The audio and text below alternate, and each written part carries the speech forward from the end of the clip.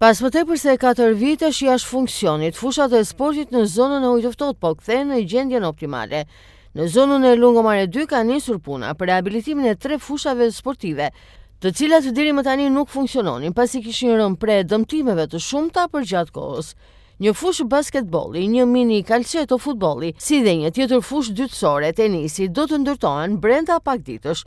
Ka nisur tashmë puna për ndërtimin e 3 fushave të reja të sportit pikërisht në zonën e Lungomares në ujin e ftohtë. Aty ku po punohet për ndërtimin e një fushë futbolli, e cila është thojse gati përfundimi, dhe më pas do të ketë ndërtimin e një fushë basketbolli dhe një tjetër tenisi, që i shtohet edhe 2 fusha të tjera të cilat tashmë janë gati dhe funksionale prej muajsh në këtë zonë. Firma e cila ka fituar projektin është Fusha, që ka nisur edhe të realizojë punimet prej disa ditësh. Mund të themi që është drejt përfundimit calcetto futbollit, në të cilin është shtuar tapeti i barit. Është kryer rrethimi dhe pritet që të vendosen portat e futbollit. Gjithashtu edhe tereni i fushës së tenisit dhe basketbollit është asfaltuar.